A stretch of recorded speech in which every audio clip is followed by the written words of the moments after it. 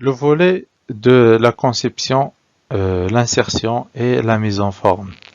Alors, on va aborder comment insérer des éléments, comment mettre en forme ces éléments et comment changer la mise en forme des diapositives à l'aide de l'onglet conception. Alors, pour l'insertion des éléments, on peut utiliser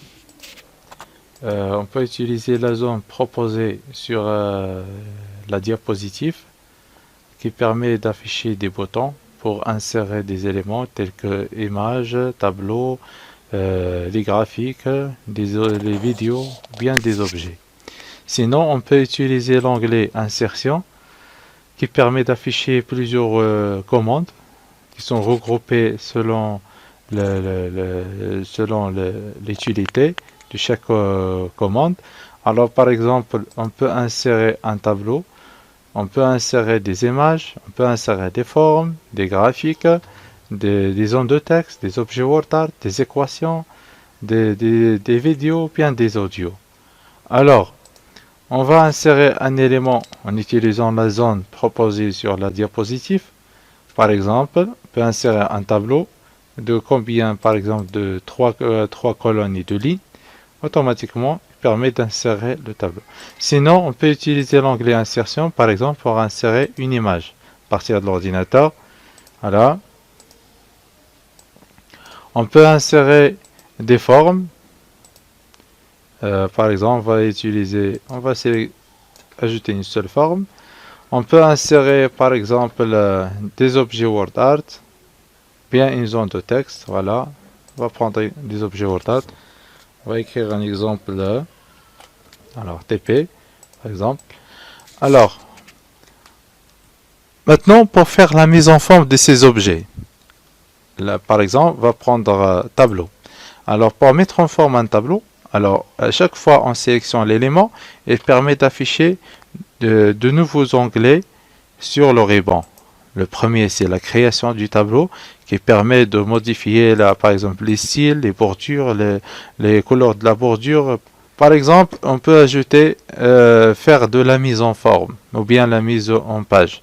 Alors par exemple, on peut ajouter des colonnes, on peut ajouter des lignes, on peut modifier la hauteur et la largeur des colonnes ou bien des lignes.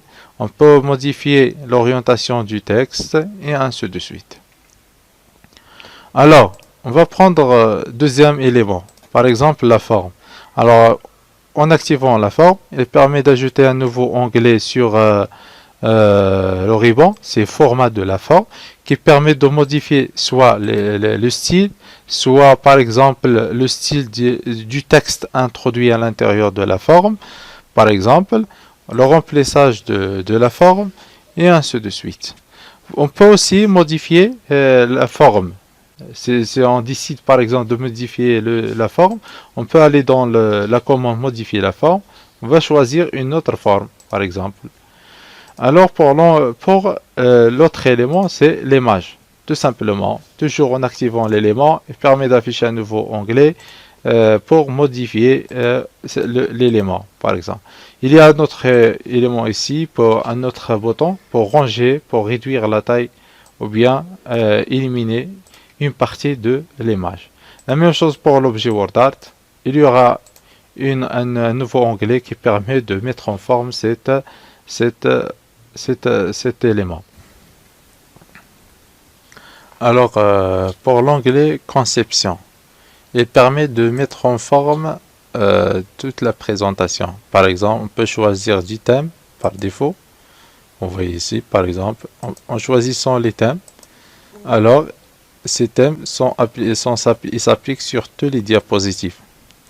Alors, on peut changer, par exemple, après le choix du thème, on peut changer les couleurs, par exemple, les polices de chaque thème. On peut changer aussi l'arrière-plan, en modifiant l'arrière-plan de chaque diapositive.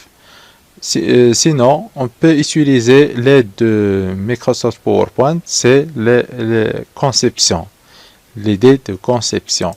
Il permet de vous donner par exemple, des idées de conception. Ça dépend le choix de votre présentation. Par exemple, s'il s'agit d'un diapositive de titre, vous pouvez par exemple afficher les différents styles de diapositive de titre. Par exemple, vous pouvez choisir n'importe quel style. Ça dépend de votre présentation.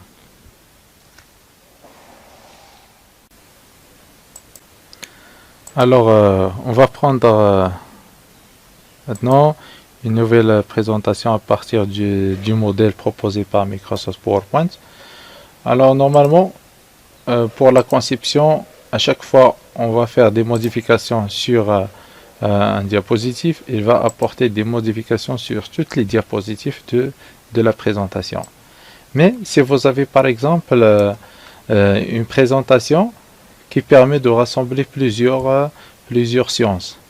Alors par exemple, vous voulez par exemple de chaque science à par exemple une conception différente de l'autre science. Alors pour ça, il faut insérer des sections. Par exemple, on va prendre par exemple les 4 diapositives, les 4 premiers, autant que la première science. On va insérer ici entre la quatrième diapositive et la 5e diapositive. On va cliquer au milieu pour insérer une section. Voilà. On peut nommer par exemple cette section comme étant par exemple la science par exemple 2. Voilà. On peut renommer cette section. Voilà. On peut cliquer sur la première section pour la renommer. Voilà. On peut mettre par exemple science science 1. Voilà. Maintenant, pour chaque section, on peut appliquer des conceptions différentes. On peut appliquer à cette science la première, voilà, une conception, et on va sélectionner la deuxième science. Vous voyez, je clique sur le nom, directement sur le nom de la science, et je peux appliquer une autre conception. Comme ça, j'aurai deux mises en forme, deux conceptions sur la même diapositive. Alors, on peut avoir plusieurs sections sur la même présentation.